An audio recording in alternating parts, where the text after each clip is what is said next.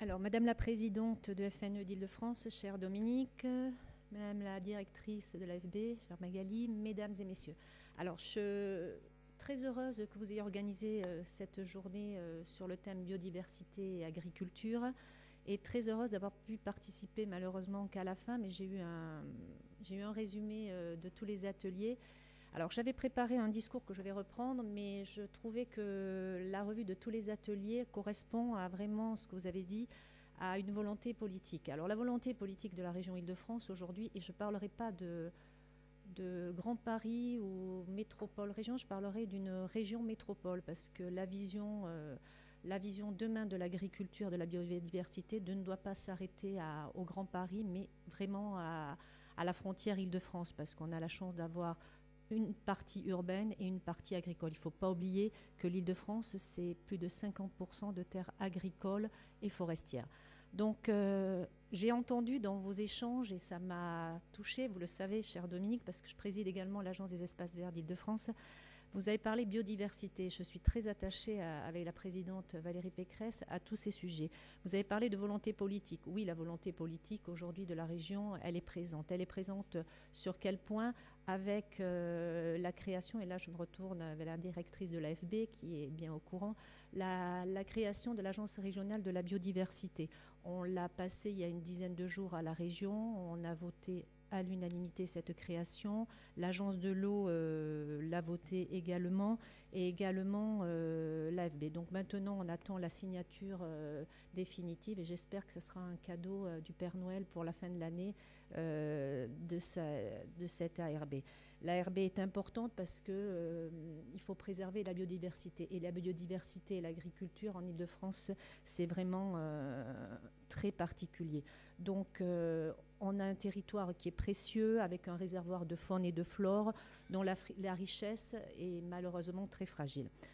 La fragmentation aujourd'hui de ces espaces ouverts et l'imperméabilisation des sols exigent dans cette région une vigilance et des efforts redoublés. Donc, on a signé, on a créé, on a voté l'ARB, et les agriculteurs, bien évidemment, parce que le thème aujourd'hui tournait biodiversité et agriculteurs, seront membres de ce 6e collège. Vous en avez parlé dans la journée, parce que ce 6e collège va représenter tous les professionnels agricoles. Leur participation dans ce collège est totalement légitime et nécessaire. Légitime, pourquoi? Parce que les agriculteurs font partie des premiers acteurs de la biodiversité. C'est eux qui sont au contact de la biodiversité. Nécessaire ensuite, car leur itinéraire technique, leurs pratiques, leurs outils technologiques ou numériques permettent d'appréhender plus efficacement leurs actions positives sur l'environnement de la faune et de la flore, mais permettent aussi de réduire le plus possible les nuisances induites par l'activité humaine sur le sol et le vivant, en optimisant le ciblage, la nature et l'efficacité, surtout des intrants. C'est le fil rouge de notre mandature depuis 2 ans. Car aider les agriculteurs à être plus efficaces et plus résilients économiquement ne peut avoir de sens que si on les aide parallèlement à réduire leur empreinte sur cette nature dont la préservation détermine leur propre durabilité. Cela passe avant tout par l'innovation. Plusieurs fois dans vos ateliers, vous êtes revenus sur le mot innovation. L'innovation, l'expérimentation et la diffusion des nouveaux itinéraires, de nouveaux outils d'aide à la décision ou encore de surveillance dématérialisée de la santé des plantes et des animaux afin de minimiser le recours à la chimie. C'est convaincu que le progrès de la performance environnementale de l'agriculture passeront par le progrès et pas par les sanctions. Valérie Pécresse, dès son arrivée, a décidé de créer une nouvelle ligne dédiée à l'innovation dans le budget agricole régional. On a doté en 2016 le budget agricole d'une ligne de 1 million. On l'a renouvelé en 2017, on va le renouveler en 2018 afin de moderniser l'intelligence d'une ferme francilienne durable. Par ailleurs, vous êtes souvent au courant des fonds FEADER, des fonds européens, qui ont permis une large part aux mesures agro-environnementales. On a un budget de 9 millions d'euros de fonds FEADER qui sont mobilisés par la région et par l'État. En 2017, la région a innové en ouvrant ses compensations, ses MAED biodiversité à l'ensemble de ses acteurs. Et le retour a été vraiment spectaculaire. Cette mesure très attendue par la profession a été victime de son succès et les agriculteurs se sont engagés au-delà de nos calculs dans ces contrats de 5 ans et en faveur de la biodiversité. Donc vraiment, on a eu énormément d'acteurs qui sont venus chercher ces MAE. Donc les agriculteurs aujourd'hui, le bilan qu'on en a fait suite à ce résultat, c'est que les agriculteurs sont vraiment les premiers acteurs et sont sensibles à cette biodiversité. La diversification des assolements, j'en ai entendu parler tout à l'heure, et la diversification des sources de revenus avec un encouragement à la création d'ateliers, alors d'élevage, d'ateliers de volailles. Je ne sais plus quel atelier a parlé qu'il fallait une agriculture diversifiée, parce qu'aujourd'hui, on sait très bien que les agriculteurs, les céréaliers, on a quand même dans la grande couronne beaucoup d'exploitations céréalières, il faut aller vers la diversification. Vous avez parlé tout à l'heure de ruminants, moi je parlerai d'ovins, je parlerai d'avicole. Vous avez parlé d'abattoirs. Aujourd'hui, la région a la volonté d'aider des agriculteurs à diversifier et aider également parce qu'on parle d'animal, mais il faut parler d'abattoirs. Malheureusement, on n'a plus que 2 abattoirs en Île-de-France, donc l'idée qu'à l'Île-de-France, c'est de regarder sur les régions limitrophes. Et également, on va créer des ateliers de découpe, parce qu'une fois que l'animal a été tué, il faut le découper. Et donc, on a déjà, dans le sud Yvelines, sur Rambouillet, financé un atelier de découpe qui permet donc aux agriculteurs et à tous nos jeunes qui veulent s'installer de pouvoir avoir un atelier. Il y en a un à l'ouest, il y en aura un sûrement à l'est qui se fera d'ici la fin de la mandature. Ce sont tout ça autant de leviers puissants aujourd'hui pour la biodiversité. Dans votre discours, vous avez parlé de bilan carbone avec les circuits courts en parlant de cantines.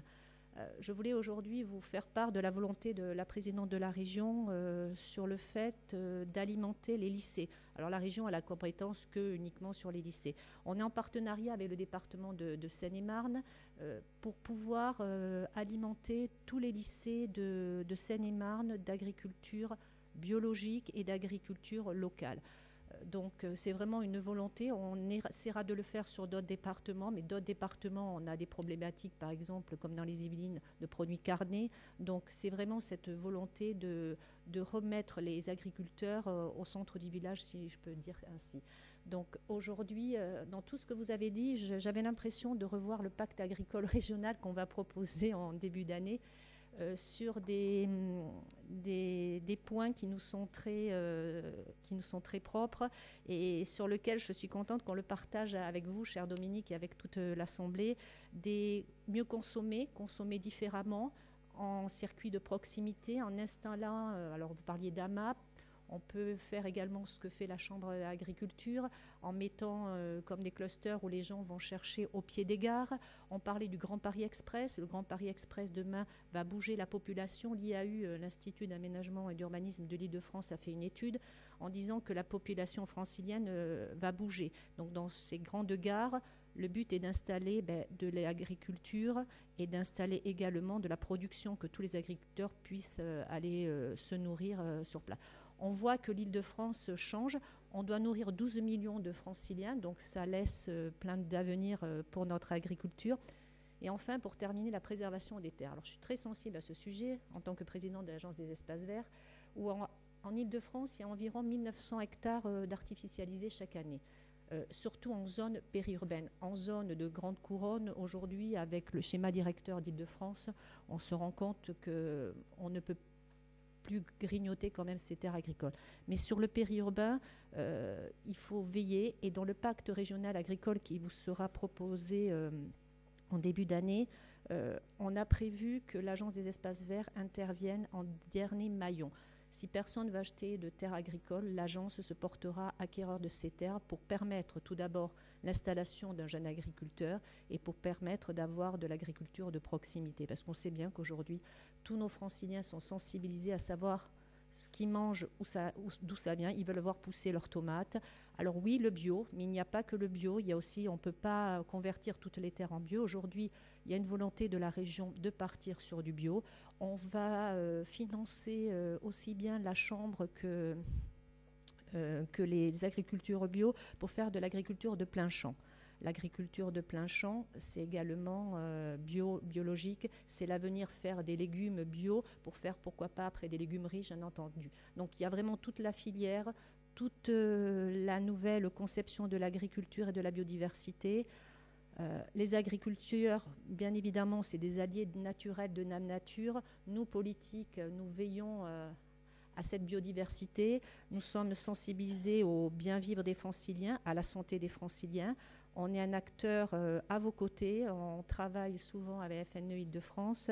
Je sais que votre présidence est très vigilante. Elle siège dans mon conseil d'administration et je sais qu'elle est là pour recadrer quand les choses, par certains, pourraient déraper. Donc vous avez une présidente bienveillante. Et puis la région sera à vos côtés. Et aujourd'hui, oui, il y a une volonté politique. C'est ce message que je voulais vous donner en fin d'après-midi.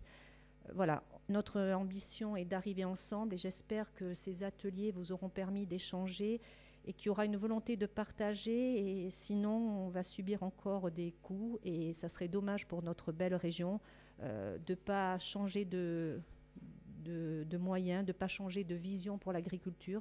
Parce qu'aujourd'hui, on doit changer, mais on ne doit surtout pas opposer les agricultures.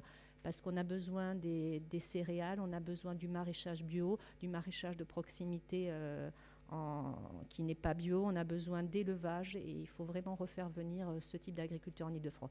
Merci, cher Dominique, pour cette session. C'était un moment d'échange très important et très intéressant.